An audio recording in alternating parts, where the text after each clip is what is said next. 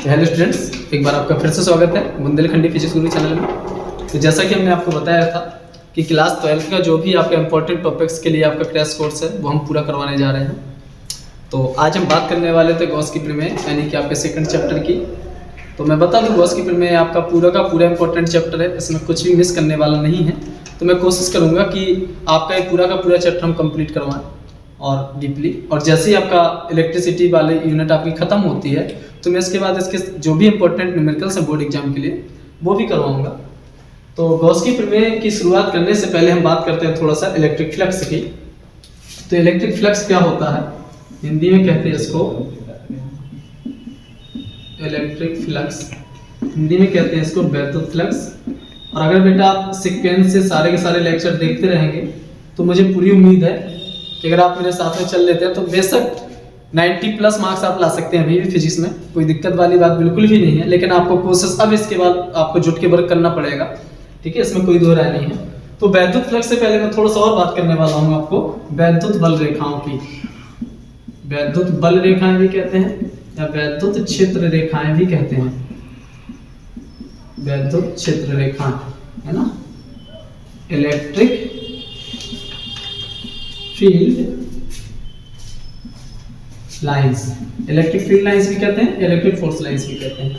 तो ये भी आपका एक इंपॉर्टेंट टॉपिक था पिछले चैप्टर में इलेक्ट्रिक फील्ड में।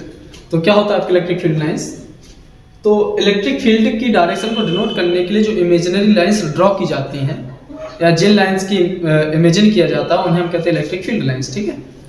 सिंपली ऐसे कह सकते हैं हिंदी में कि वैद्युत क्षेत्र में खींची गई ऐसी काल्पनिक रेखाएं जो वैद्युत क्षेत्र की दिशा को प्रदर्शित करती हैं। और दूसरे तरीके से डिफाइन कर सकते हैं, वैद्युत क्षेत्र की दिशा को प्रदर्शित करने के लिए जो काल्पनिक रेखाएं खींची जाती हैं उनको वैद्युत बल रेखाएं कहते हैं, ठीक है। सिंपली आप थोड़ा सा रिपीट करने की कोशिश कीजिए, ठीक है। तो इलेक्ट्रिक फील्ड लाइंस क्या है, the imaginary lines draw in electric field which represent the direction of electric field. So these imaginary lines are called electric field lines और इलेक्ट्रिक फोर्स लाइंस, ठीक है। तो ये आपकी वैद्युत बल रेखाओं की बात होगी। तो इनमें कुछ प्रॉपर्टी हमने बताया था इलेक्ट्रिक फोर्स लाइंस में, थोड़ा सा इसको भी आप याद रखना कि अगर पॉजिटिव चार्ज की वजह से इलेक्ट्रिक फोर्स लाइंस की बात की जाए तो हमेशा कहाँ होती हैं, बाहर की ओर होती हैं। इलेक्ट्रिक पॉजिटिव चार्ज की वजह से हमेशा कहाँ निकलती हैं, बाहर की ओर। ये आपका पहला पॉइंट हो गया प्रॉपर्टीज लिखने के लिए आ जाए। नेगेटिव चार्ज की वजह से ड्रॉ की गई इलेक्ट्रिक फील्ड लाइंस हमेशा कहाँ होती है, नॉर्मली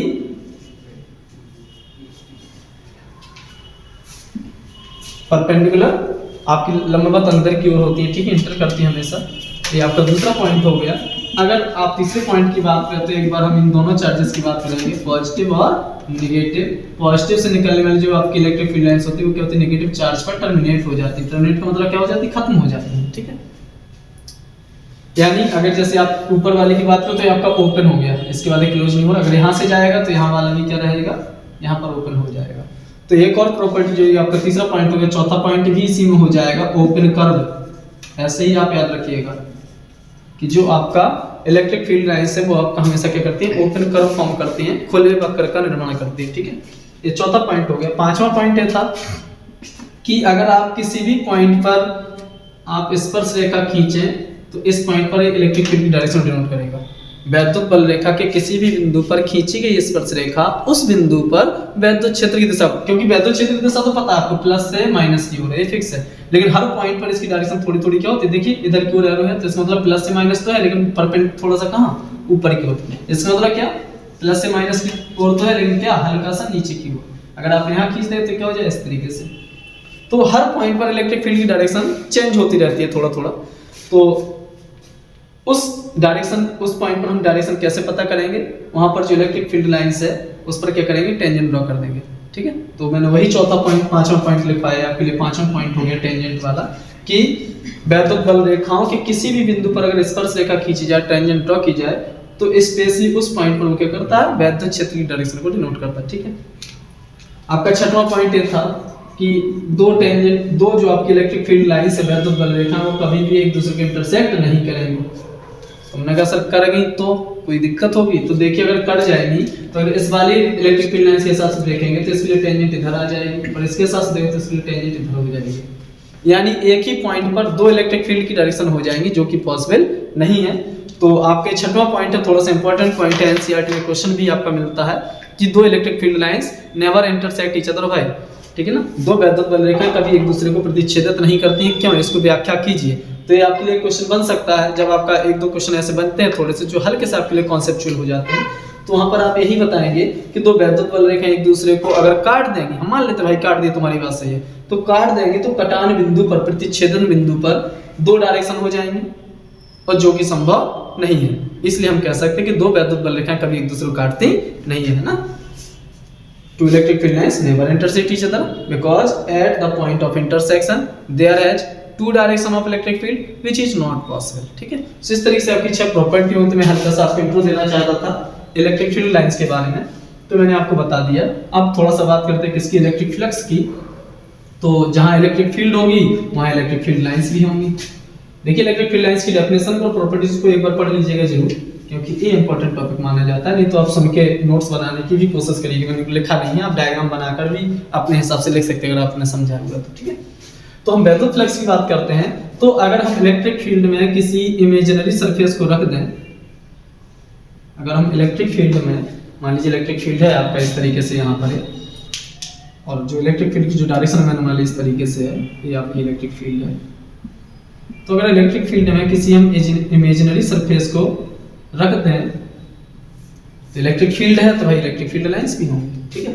तो इस सरफेस से इलेक्ट्रिक फील्ड लाइंस पास होने लगेंगी। तो कितनी ज्यादा इलेक्ट्रिक फील्ड लाइंस पास हो रही हैं, उन्हीं को हम कहते हैं electric flux. The number of electric field lines passes through any imaginary surface which is placed in electric field is called electric flux. जब किसी काल्पनिक पृष्ठ को वैद्युत क्षेत्र में रखा जाता है तो उससे गुजरने वाली वैद्युत बल रेखाओं की संख्या, याद रखिएगा क्या है आपका electric flux, number of electric field lines passes through this surface. वैद्युत बल रेखाओं की संख्या को ही हम क्या कहते हैं, इलेक्ट्रिक फ्लक्स कहते हैं, ठीक है। इसको हम डिनोट करेंगे किससे, फाई से, फाई ई से।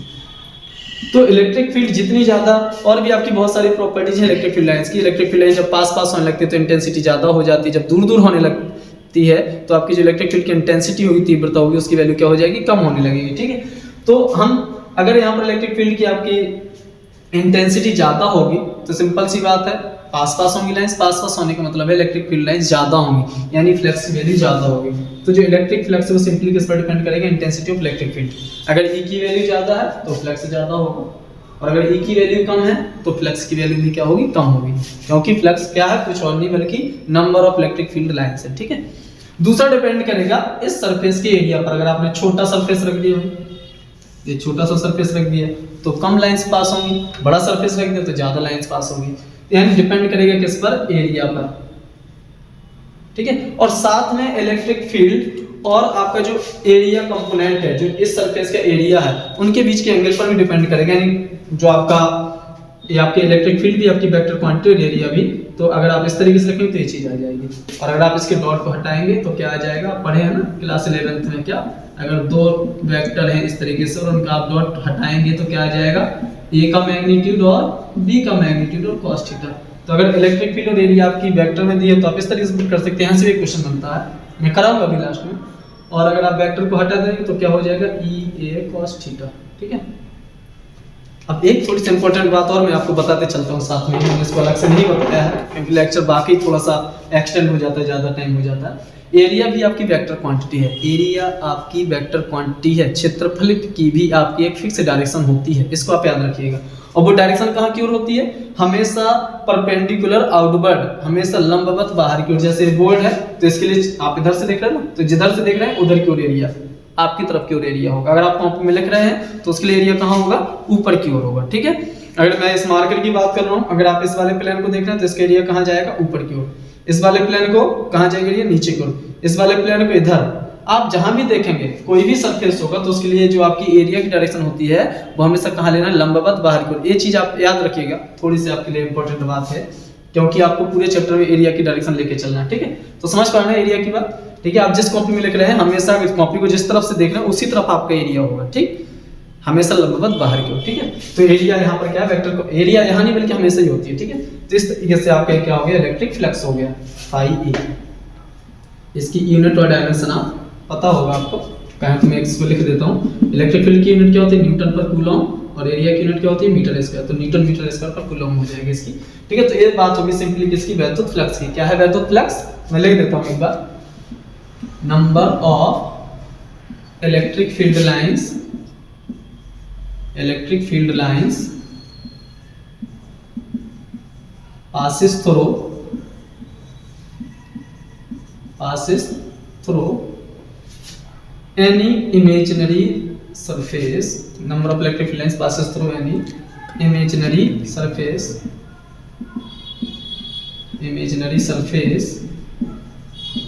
बेटा देखिए लेक्चर आपका एक्सटेंड हो जाए तो आप थोड़ा सब्र रखिए, क्योंकि अगर आपको क्रैश कोर्स कवर करना है तो थोड़ा सा लेक्चर तो आपके बड़े बड़े होने लगेंगे, या ये हो सकता है कि दिन में आपको 2 लेक्चर मिलने लगे और सारे के सारे अटेंड करना इंपॉर्टेंट है। ठीक, passes through any imaginary surface which is placed in electric field. एक बार फिर से रिपीट करता हूं हिंदी में, आप एक बार फिर से सुन के याद रखने की कोशिश कीजिए। क्या है आपका वैद्युत फ्लक्स, कि जब किसी काल्पनिक पृष्ठ को वैद्युत क्षेत्र में रखा जाता है तो उससे गुजरने वाली वैद्युत बल रेखाओं की संख्या को ही क्या कहते हैं, वैद्युत फ्लक्स कहते हैं। इसे φe से डिनोट करते हैं और इसकी वैल्यू आपकी इस तरीके से होती है। ठीक है, तो ये आपकी बात होगी वैद्युत फ्लक्स की, मैं इसको हटा रहा हूं। अब हमें वेरी इंपॉर्टेंट डेफिनेशन की बात करनी है, किसकी, गॉस की प्रमेय की। ये आपका बहुत ही इंपॉर्टेंट टॉपिक है, गॉस की प्रमेय। इसको हम बताएंगे भी गॉस की प्रमेय होती क्या, उन्होंने क्या बताया, और इसके अलावा इसका प्रूफ भी करेंगे, है ना, कि एक्चुअली गॉस की प्रमेय कुछ है या केवल उन्होंने अपना एक सॉल्यूशन बता दिया, उसको सॉल्व कर दिया आगे। बस आपको ये वाला फॉर्मूला याद होना चाहिए, ये दोनों ही फॉर्मूले, इनका थोड़ा सा यूज होने वाला है आगे। क्या होता है, फ्लक्स बराबर फाई बराबर होता है ये cos थीटा। ठीक है, सो आप इसको याद रखने की कोशिश कीजिएगा। तो गॉस ने क्या बताया, गॉस ने ये बताया कि अगर किसी क्लोज्ड सरफेस है, कोई आपका क्लोज्ड 3D में सरफेस है, ये आपकी देखिए लिमिटेशन है गॉस की प्रमेय की, क्या कि गॉस की प्रमेय हमेशा आपका कब लागू होगा, 3D में, क्योंकि चार्ज कहाँ इनक्लोज्ड होगा, हमेशा 3D में। और दूसरी आपकी लिमिटेशन ये है कि जब भी आप चार्ज की बात करें तो वो कहाँ होना चाहिए, बंद पृष्ठ के अंदर होना चाहिए। जब भी आप क्लोज्ड सरफेस की बात करेंगे तभी गॉस की प्रमेय अप्लाई होगी। अगर आप पृष्ठ बंद नहीं कर रहे हैं तो वहां पर गॉस की प्रमेय की बात हम नहीं कर सकते। ठीक है, तो गॉस ने क्या बताया कि मान लीजिए कोई क्लोज्ड सरफेस है, कोई बंद पृष्ठ है ना, इसी बंद पृष्ठ के कई सारे नाम भी हैं, मैं बता दूं। इसे क्लोज्ड सरफेस भी कहते हैं, इसको इमेजिनरी सरफेस भी कहते हैं, इसको गॉसियन सरफेस भी कहते हैं, है ना। काल्पनिक पृष्ठ का है तब भी इसी की बात हो रही, गॉसियन पृष्ठ का है तब भी इसी की बात हो रही, बंद पृष्ठ का है तब भी जनरली इसी की ही बात होगी। तो इस तरीके से तो कुल मिला के ये 3 आपकी लिमिटेशन है कि जब भी आप गॉस की प्रमेय लगाएंगे तो इन तीनों नामों में से कोई एक नाम होना चाहिए, बंद पृष्ठ, गॉसियन पृष्ठ या काल्पनिक पृष्ठ। तो अगर किसी पृष्ठ के अंदर, किसी बंद पृष्ठ के अंदर अगर कुछ आवेश उपस्थित है, मैंने मान लिया ये ढेर सारा आपका आवेश उपस्थित है, तो इससे निकलने वाली जो इलेक्ट्रिक फील्ड लाइंस होंगी, इससे निकलने वाली जो इलेक्ट्रिक फील्ड लाइंस होंगी, इसे हम नाम क्या देते हैं, इलेक्ट्रिक फ्लक्स। इससे पास होने वाला जो इलेक्ट्रिक फ्लक्स होगा वो क्या होगा, इसके अंदर जो भी आपका टोटल चार्ज इनक्लोज्ड है, इसके अंदर जो भी आपका चार्ज इनक्लोज्ड है, Q1 plus Q2 plus Q3 with sign, याद रखना, अगर मैं बता रहा हूँ थोड़ा सा, टोटल चार्ज का क्या होता है, 1/ε0 गुना होता है। क्या है गॉस की प्रमेय, सिंपली सुनिए, किसी भी बंद पृष्ठ से गुजरने वाला जो फ्लक्स होता है फाई, वो इसके अंदर उपस्थित समस्त आवेश के बीजगणितीय योगफल का 1/ε0 गुना होता है। फॉर्मूला देख के आप डिफाइन करने की कोशिश कीजिएगा। क्या, किसी भी बंद पृष्ठ से जो गुजरने वाला फ्लक्स है फाई, वो क्या होता है, इसके अंदर उपस्थित कुल आवेश के बीजगणितीय योगफल। बीजगणितीय योगफल का मतलब क्या, वेक्टर सम कह सकते हैं। वेक्टर सम का मतलब ये है विद साइन, साइन का हम ध्यान रखेंगे। मान लीजिए अगर यहाँ पर मान लीजिए इस तरीके से है, ये +2 हो गया और ये -2 कूलम हो गया, तो ये आपका Q1 कितना हो गया प्लस Q2 कितना हो गया, तो अगर टोटल Q की बात करें तो क्या हो गया, Q1 प्लस Q2 यानी +2 और -2 कितना हो जाएगा, 0। कोई चार्ज ही नहीं है तो कोई फ्लक्स पास नहीं होगा। वैल्यू पुट करके देखिए। तो एल्जेब्रिक सम का मतलब कहने का तात्पर्य सिंपल सा इतना है कि आप विद साइन यूज करेंगे, नहीं यहाँ हमने 2 कॉलम लिख दिया, -2 कॉलम लिख दिया, फिर यहाँ हमने +3 कूलम लिख दिया, -3 कूलम लिख दिया, तो आपका आंसर 2 2 4 6 10 ना, यहाँ पर भी क्या हो जाएगा, 0 हो जाएगा। तो विद साइन आपको यूज करना है, इस बात को याद रखिएगा। तो क्या है, फिर से सुनिए एक बार डेफिनेशन, किसी भी बंद पृष्ठ से गुजरने वाला जो फ्लक्स होता है वो उसमें उपस्थित कुल आवेश के बीजगणितीय योगफल का 1/ε0 गुना होता है ना। मैं इसको लिख देता हूं, ठीक है। द फ्लक्स passes through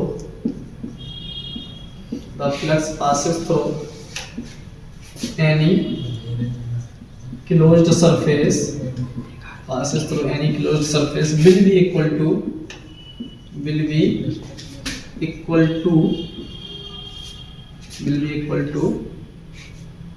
किसके इक्वल होता है 1/ε0 times of total charge enclosed in that surface। क्या है, मैं इसके हिंदी में लिख दे रहा हूं, किसी बंद पृष्ठ से जो गुजरने वाला फ्लक्स होता है,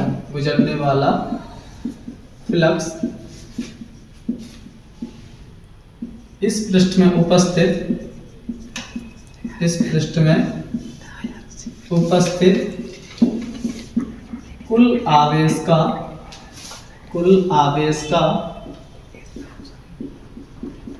कितना होता है 1/ε0 गुना होता है, ठीक है। इस फॉर्मूले को देख के आप बोलने की कोशिश कीजिएगा, रटने की कोशिश मत कीजिएगा।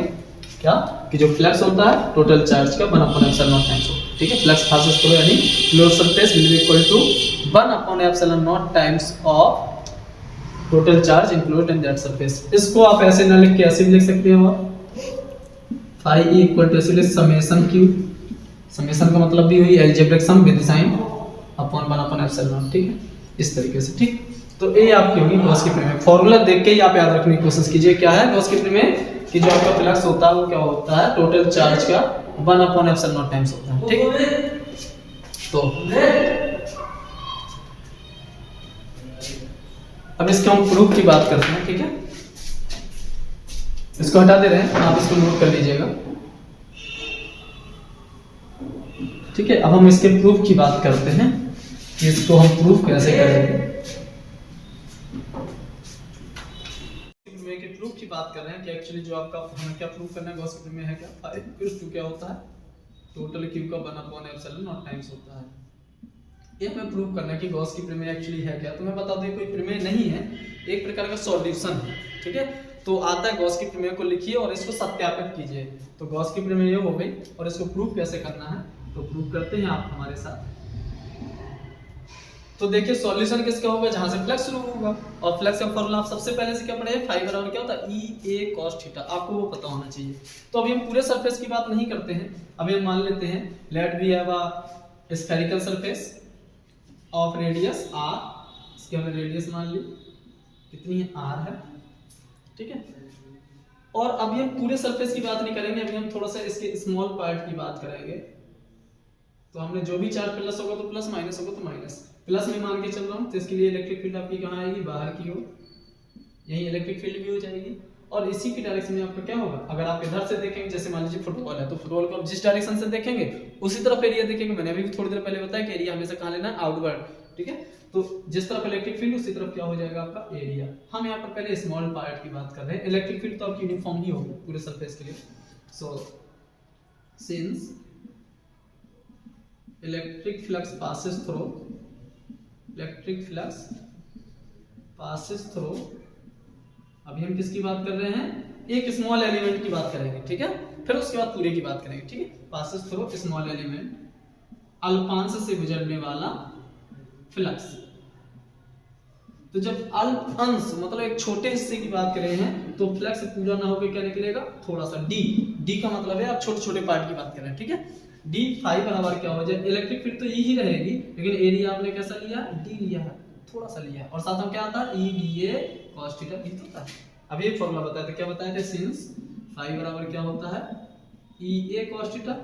जब आप किसी स्मॉल एलिमेंट की बात करेंगे तो एरिया आपका थोड़ा हो गया भाई, ए के साथ डी लग गया, तो जब एरिया कम है तो फ्लक्स के साथ भी डी लग जाएगा और कोई बड़ी बात नहीं। आप इसी तरीके से रखें, डी का मतलब है यहाँ पर हमने स्मॉल पार्ट को डिनोट करने के लिए हम डी का यूज किया, ठीक है। थीटा मुझे बताएंगे कितना है? इलेक्ट्रिक फील्ड तो हमेशा बाहर ही निकलेगी, प्लस चार्ज, माइनस होता तो अंदर की ओर आ जाती, एरिया बाहर हो जाता, तो एंगल कितना हो जाता 180। लेकिन हम चार्ज प्लस लेके चले हैं, इलेक्ट्रिक फील्ड बाहर और एरिया भी कहाँ बाहर, तो दोनों के बीच का एंगल कितना है? दोनों के बीच का जो एंगल है सिंस जो थीटा है कितना है आपका 0 डिग्री, देयरफॉर दोनों की डायरेक्शन सेम है ना, तो या तो थीटा 0 हो गया 180 होगा, दोनों ही केस में चाहे आपका थीटा 0 हो जाए, तुम ये कह सकते हो ना सर प्लस ही क्यों माना है माइनस क्यों नहीं माना, भाई तुम माइनस ले लेना, कोई दिक्कत नहीं है, माइनस ले लोगे तो थीटा कितना हो जाएगा यहाँ पर, थीटा यहाँ पर आ जाएगा 180, तो जो cos थीटा है, cos अगर 0 लिया है तो cos 1 आ जाएगा, और cos अगर तुम 180 लिया है तो 180 वैल्यू क्या हो जाएगी -1 आ जाएगी, और इसके अलावा क्या होगा इससे ज्यादा, बस फ्लक्स का साइन चेंज हो जाएगा। तो फ्लक्स आपका वेक्टर क्वांटिटी है, चार्ज पर डिपेंड करेगा, अगर प्लस है तो बाहर की ओर, माइनस है तो अंदर की ओर, तो जो प्लस माइनस है सिर्फ डायरेक्शन डिनोट करेगा, प्लस का मतलब बाहर की ओर और माइनस का मतलब अंदर की ओर, तो अगर माइनस साइन हो जाए तो फ्लक्स अंदर आने लगेगा। और वैसे भी मैंने बताया properties of charge, negative charge की इलेक्ट्रिक फील्ड लाइंस कहां होती हैं? नेगेटिव चार्ज के अंदर की ओर, और वही आपका फ्लक्स भी है, ठीक है। तो कोई अलग बात नहीं है, प्लस माइनस से यहाँ कोई फर्क नहीं पड़ने वाला, प्लस माइनस सिर्फ और सिर्फ आपकी चार्ज की प्रॉपर्टी या फ्लक्स की बात करने को बताएगा, ठीक है। सो आप चाहे थीटा इक्वल टू 0 लें, चाहे 180 लें, चाहे यानी चाहे चार्ज की चाहे प्लस लें और चाहे माइनस लें, कोई फर्क नहीं पड़ना है, ठीक है। फिलहाल सॉल्व करने के लिए कोई कंफ्यूजन वाली बात नहीं, केवल आप प्लस साइन यूज करिएगा, तो प्लस इलेक्ट्रिक फील्ड बाहर और एरिया भी बाहर, ठीक। तो थीटा कितना हो जाएगा? थीटा आपका 0 हो जाएगा, तो cos 0 की वैल्यू क्या हो जाएगी 1 हो जाएगी, ठीक। तो सिंस cos 0 = 1 हो जाएगा, तो d phi = क्या हो जाएगा आपका e * dA, बस भाई ये हो गया सॉल्व। तो हमने कहा सर छोटे पार्ट की बात क्यों करें, पूरे से निकालिए ना, तो जब पूरे की बात करेंगे तो पूरे के लिए क्या कर देते हैं, इंटीग्रेट कर देते हैं, ठीक है। Therefore flux passes through complete surface, पूरी सरफेस से जो फ्लक्स पास होगा तो उसके लिए इंटीग्रेशन कर देते हैं, इंटीग्रेशन भाई हो जाएगा d phi का, इंटीग्रेशन हो जाएगा इसका e dA का। मैं पहले ही बता के चला हूं, ये आपका यूनिफॉर्म है, कांस्टेंट है, उसमें कोई चेंज नहीं होगा, तभी गॉस लॉ एप्लीकेबल भी होगा। तो आप इसको ऐसे, और देखिए जब एरिया आपका घटते घटते 0 हो जाएगा तो फ्लक्स 0 हो जाएगा, और अगर एरिया आपका बढ़ने लगेगा, मैंने मान लिया a हो जाएगा, आप पूरे एरिया की बात करें तो फ्लक्स ही पूरा ले लेंगे, फिर d की कोई बात नहीं करेंगे, ठीक है। तो e तो आपका कांस्टेंट है, तो जो आपका d phi हो जाएगा, phi कहां से वेरी करेगा, अगर आपका इलेक्ट्रिक फील्ड देखिए कांस्टेंट है, उसको बाहर ले आया इंटीग्रल के साइन से, और d आपका वेरिएबल है तो उसी का केवल इंटीग्रेशन हो, जब एरिया 0 तो phi भी 0, जब एरिया आपका कंप्लीट हो जाएगा a तक तो phi भी क्या हो जाएगा 5 तक। मैं आपको बता दूं इंटीग्रेशन जो बच्चे नहीं जानते हैं, एक मैं फॉर्मूला बताता हूं कि अगर इंटीग्रेशन है इस तरीके से x की पावर n dx लिखा है, तो इसका जो इंटीग्रेशन का फॉर्मूला है ये हो जाता है आपका x की पावर n प्लस 1 अपॉन जो पावर, देखिए x की पावर n इनटू है ना dx, तो x x जब जोड़ेंगे तो पावर बढ़ जाएगी भाई, मल्टीप्लाई होगा तो पावर ऐड हो जाएगी, तो x की पावर n इनटू dx का n प्लस 1, जो पावर आती है उसी से क्या कर देते हैं डिवाइड कर देते हैं, इतना सा सिंपल सा। तो हमने कहा सर यहाँ x है ही नहीं, तो मैंने कहा ये x की पावर 0 होगा, और क्या होगा, अगर तुमने कहा सर x है ही नहीं तो इसका मतलब dx है, dx वैसे भी तो लिख सकते हैं x की पावर 0 इनटू dx, तो क्या हो जाएगा 0 + 1 तो क्या आ जाएगा dx, या क्या आ जाएगा x की पावर 1 अपॉन 1, यानी केवल x आ जाएगा, ठीक है। समझ पाओ ना, अगर dx है तो क्या आ जाएगा उसका इंटीग्रेशन x, तो वैसे ही यहाँ अगर d phi है तो d phi का इंटीग्रेशन क्या हो जाएगा आपका, d phi का इंटीग्रेशन हो जाएगा phi 0 से phi, ये तो कांस्टेंट रहेगा, dA का इंटीग्रेशन क्या हो जाएगा a 0 से a, ऊपर वाली लिमिट को हम पहले लिख देते हैं phi की जगह, माइनस लगा के नीचे वाले को बाद में लिख देते हैं, सेम चीज यहाँ हो जाएगी, ऊपर वाले को पहले, माइनस लगा नीचे वाले को बाद में, तो phi बराबर क्या आ गया e into a आ गया, ठीक है। अब तुम्हें e और a की वैल्यू पता है, e का फॉर्मूला क्या पढ़े थे हम, सिंस e बराबर पढ़े थे आप 1/4 पाई एप्सिलॉन नॉट और q अपॉन r स्क्वायर, और ये क्या है एरिया है किसका, हम स्क्वायर लेके चले हैं, तो एरिया की जगह क्या हो जाएगा, एंड a = हो जाएगा 4 पाई r square, therefore our equation becomes therefore above equation becomes, क्या हो जाएगा, फाई इक्वल टू ई की जगह बेटा क्या पुट करना है, फॉर्मूला से वैल्यू 1/4 पाई एप्सिलॉन नॉट और क्यू अपॉन आर स्क्वायर। और एरिया क्या है, स्फीयर का एरिया है, सरफेस एरिया। स्फीयर का एरिया क्या होता है 4 पाई आर स्क्वायर, गोले का क्षेत्रफल, ठीक है। तो 4 पाई से 4 पाई देखिए कैंसिल हो गया, ये 4 पाई से 4 पाई गया और ये आर स्क्वायर से आर स्क्वायर, राधे राधे हो गया, ठीक है। सो 5 बराबर हो जाएगा आपका q, और यहाँ क्या बचा, सब तो कैंसिल हो गया, केवल एप्सिलॉन नॉट बचा। तो 5 इक्वल टू क्या आ जाएगा, q अपॉन एप्सिलॉन नॉट।